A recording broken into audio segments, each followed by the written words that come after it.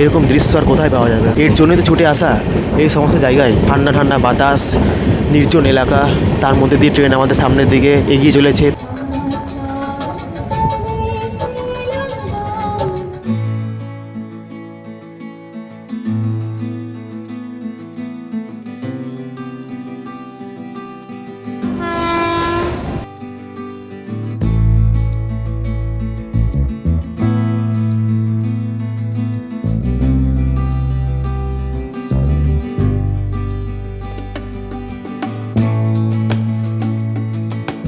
এই first time আমি এসেছি নর্থ বেঙ্গল, আর নর্থ বেঙ্গলের দৃশ্য দেখে কিন্তু আমি পুরো অবাক। আমাদের ট্রেন এখন পার হচ্ছে তিস্তা নদী, তিস্তা রিভার এখন পার হচ্ছে আমাদের ট্রেন।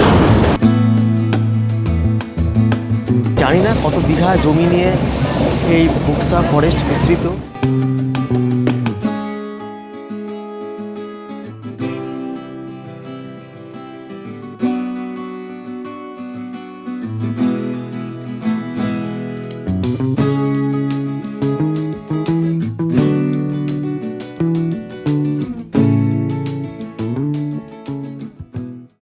জিয়াগঞ্জের পোলা এখন এসে পৌঁছেছে রামপুরহাট জংশন রেলওয়ে স্টেশনে। এখান থেকে শুরু হবে আজকের আমার নতুন যাত্রা। মন চেয়েছিল, এতদিন তো মুর্শিদাবাদ তো প্রচুর ঘুরলাম, এবার ভাবছি একটু বাইরে যাওয়া যাক। আজ হচ্ছে 2026 সালের এপ্রিল মাসের 18 তারিখ। আজ আমি বেরিয়েছি উত্তরবঙ্গ যাওয়ার পথে।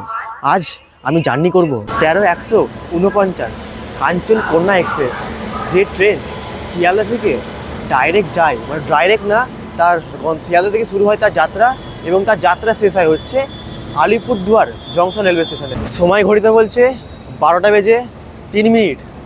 18 তারিখ শেষ হয়ে পড়ে গেল হচ্ছে 19 তারিখ। আর আজ আর কিছুক্ষণের মধ্যেই চলে আসবে ট্রেন। কিছুক্ষণ বলতে আমাদের ট্রেন রয়েছে হচ্ছে ট্রেন তাও অনেকটাই লেট করেছে, প্রায় 25 মিনিট ডিলে রয়েছে। আর কিছুক্ষণের মধ্যে আমাদের ট্রেন রামপুরহাট জংশন রেলওয়ে স্টেশনে ঢুকে যাবে, তারপরে শুরু হবে আমার যাত্রা। এখন আর বেশি কথা বলছি না, ট্রেন আসুক, ট্রেনে উঠি।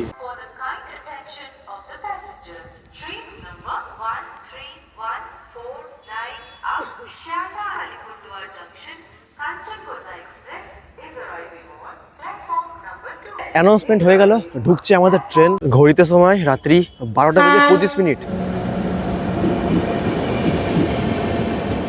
ট্রেন তো ঢুকে গিয়েছে, এবার আমাদের যাত্রা হতে চলেছে জেনারেল বগিতে। আর দেখা যাক জেনারেল বগিতে কেমন ভিড় রয়েছে এবং কি করে যাত্রা করছি। ভিড় তো মোটামুটি ভালোই আছে।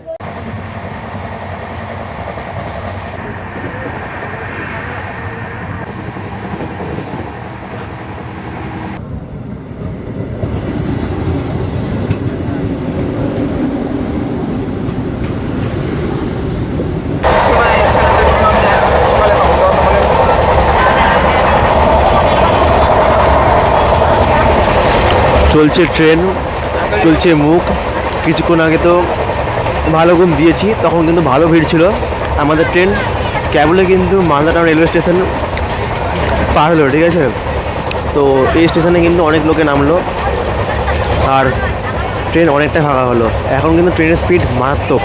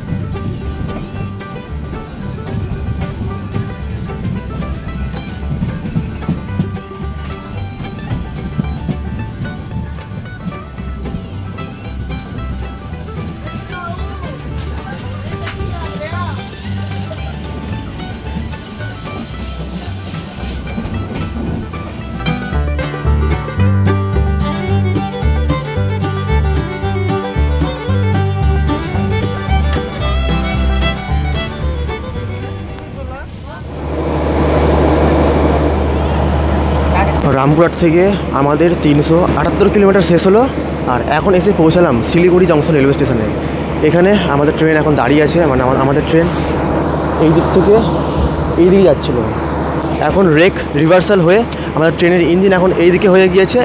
এবার আমাদের গন্তব্য হচ্ছে আলিপুরদুয়ার জংশনের দিকে। আর রাত্রে কিন্তু সেরকমভাবে ঘুম হয়নি, আজকে শুধুমাত্র জেনারেলে যাত্রা করছি, এর হচ্ছে ব্যাপার। রাত্রে তেমন ঘুমও হয়নি, এভাবে চলছে। সকালবেলা কি দেখাতে পারিনি, ট্রেনে যা ভিড় ছিল, এখন তা ফাঁকা হয়েছে, তাও সাইড নেওয়ার জায়গা পেয়েছি, এর হচ্ছে ব্যাপার। তো চলো দেখা যাক আমাদের ট্রেন এবার কোন দিকে যায় আর কেমন দৃশ্য আমাদের জন্য অপেক্ষা করছে।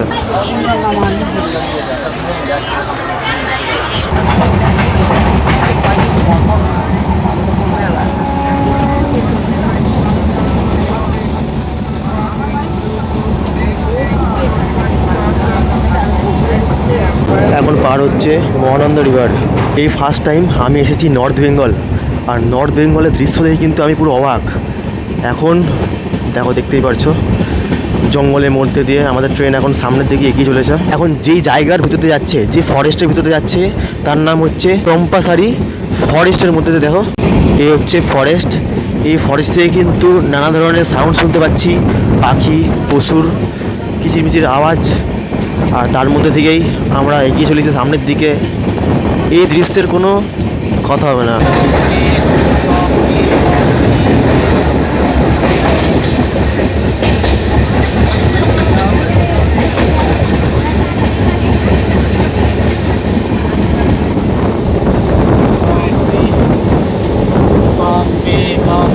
হারিয়ে গেছি প্রকৃতির মধ্যে, ফোনে নাই নেটওয়ার্ক, পাচ্ছি না কোনো কানেকশান। এ হচ্ছে ব্যাপার, প্রকৃতির মধ্যে এখন হারিয়ে গেছি। ট্রেন চলছে প্রকৃতির মধ্যে দিয়ে, সুন্দর রাস্তা। আহা, এরকম দৃশ্য আর কোথায় পাওয়া যাবে? এর জন্যই তো ছুটে আসা এই সমস্ত জায়গায়। এই কাঞ্চনকন্যা এক্সপ্রেসের মূল আকর্ষণ কিন্তু এই যে রাস্তাতে যাচ্ছি, মানে এই যে ফরেস্টের মধ্যে যাচ্ছি, এটাই কিন্তু আসল মূল আকর্ষণ। ওহো, ঠান্ডা ঠান্ডা বাতাস, নির্জন এলাকা, তার মধ্যে দিয়ে ট্রেন আমাদের সামনের দিকে এগিয়ে চলেছে তার নির্দিষ্ট গতি নিয়ে। আস্তে আস্তে সামনের দিকে এগিয়ে চলেছে, কারণটা হচ্ছে যে সামনে পশু পাখি আসতে পারে এবং বিপদও ঘটতে পারে। তার জন্য ট্রেন তার গতি অনেক কমিয়ে সামনের দিকে এগিয়ে চলেছে। আর আমাদের ট্রেনের কিন্তু সামনে রয়েছে WP7 ইঞ্জিন, একটা পাওয়ারফুল ইঞ্জিন। আর রেক রয়েছে হচ্ছে, ও আর একটা দৃশ্য দেখো, দূর দিয়ে দেখা গেল পাহাড়। ভাই, এরকমটা ফার্স্ট টাইম আমার পাহাড় দেখেছি। এত বড় পাহাড় কোনোদিন এখন মতো দেখিনি। ক্যামেরায় কতটা ধরা পড়েছে তা তো বলতে পারছি না, কিন্তু চোখে যেটা লাগছে কোনো কথা হবে না। এই হচ্ছে আসল দৃশ্য এই রুটের। জঙ্গল পেরিয়ে এখন সামনে দেখা পেলাম পাহাড়ের পাশ। দেখো কত উঁচু উঁচু পাহাড়। একটু সামনে জুম করি।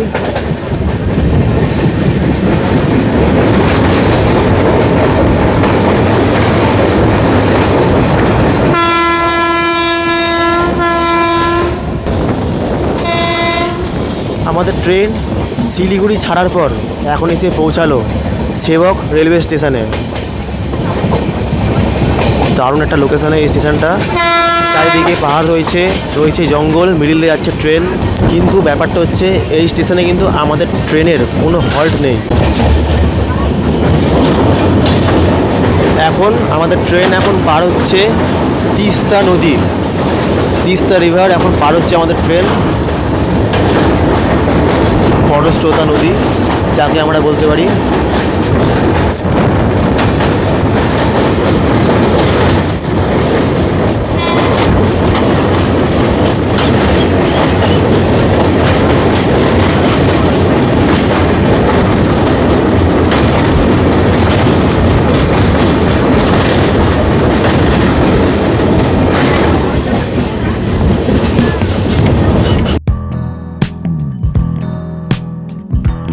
এটা হচ্ছে আমাদের যাত্রাপথের প্রথম টানেল।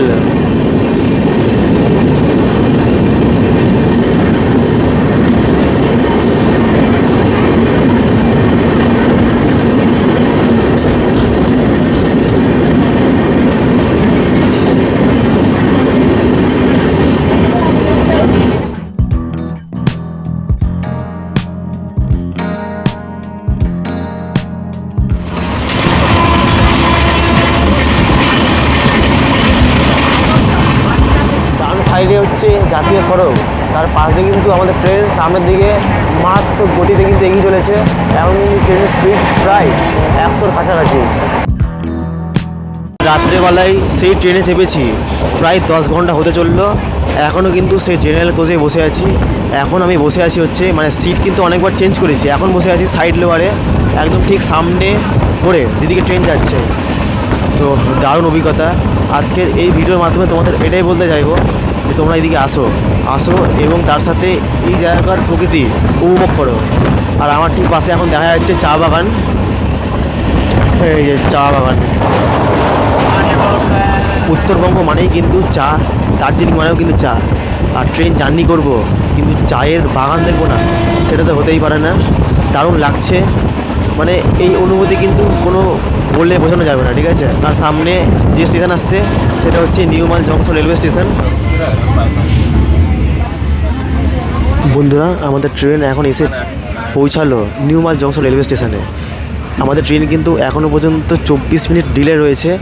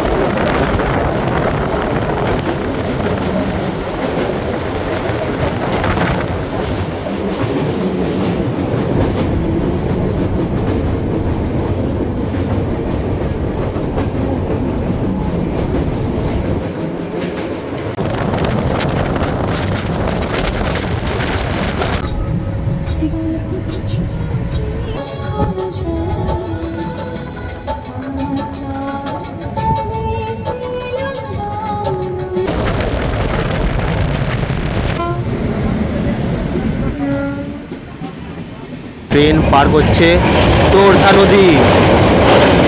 বাপ রে বাপ, বিরাট এক নদী। নদীতে কিন্তু তেমন পরিমাণে কোনো জল নেই। আমাদের ট্রেন তার নির্দিষ্ট গতি নিয়ে কিন্তু ব্রিজের মধ্যে যাচ্ছে।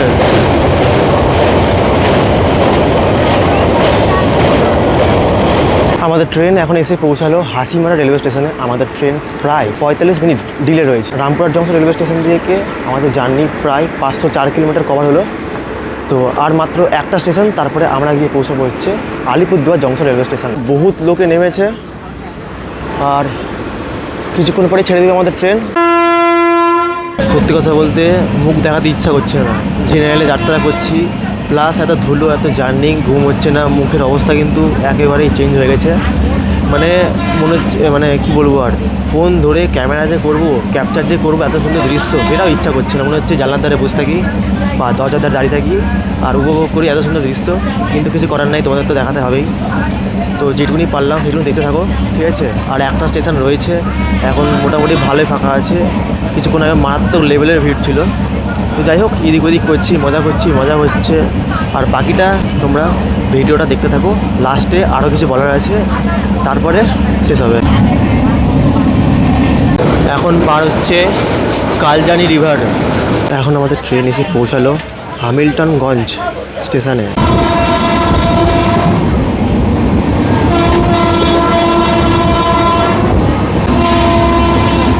ট্রেন এখন পার করছে ডিমা রিভার। ব্যাপারটা হচ্ছে এই নদীতে কিন্তু এক ফোঁটাও জল নেই, এরকম একটা ব্যাপার।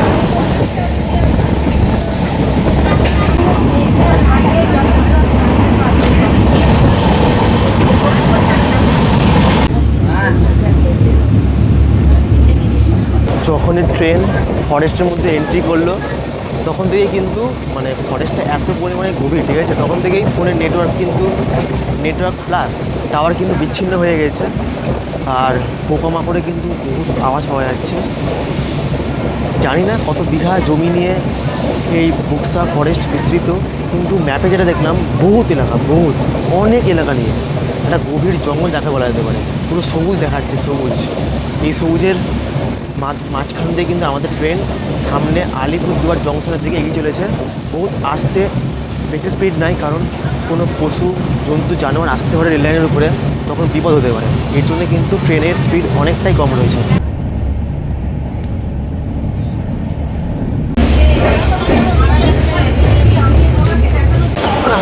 অবশেষে 539 কিলোমিটার যাত্রা শেষ। রামপুরহাট জংশন থেকে আমরা এখন এসে পৌঁছালাম আমাদের গন্তব্য স্টেশনে, যেটা হচ্ছে আলিপুরদুয়ার রেলওয়ে স্টেশন।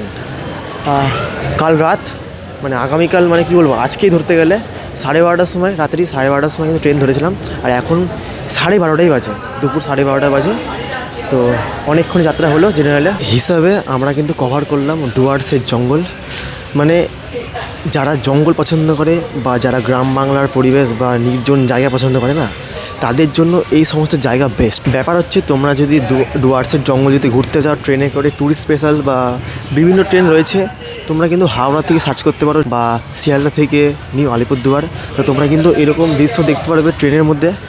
তো তোমাদের শুধুমাত্র আমার এই অভিজ্ঞতাটা কেমন জেনারেলে করে ঘুরলাম আর এত সুন্দর দৃশ্য দেখলাম, তোমাদের শুধুমাত্র এটা দেখাতে চাইছিলাম। আর এই হচ্ছে ব্যাপার, আসতে পারো, কোনো সমস্যা নেই। কোনো যদি সমস্যা হয় তাহলে কিন্তু অবশ্যই কমেন্ট করতে পারো। হয়তো আমি ভিডিওটা ভালো রকম বানাতে পারিনি। তো ভিডিওটা আজকে এখানে শেষ করছি। ট্রেন দাঁড়িয়ে আছে পিছনে, আর এটা হচ্ছে আলিপুরদুয়ার জংশন রেলওয়ে স্টেশনের 1 নম্বর প্ল্যাটফর্ম। তো টাটা, শেষ করছি এখানেই।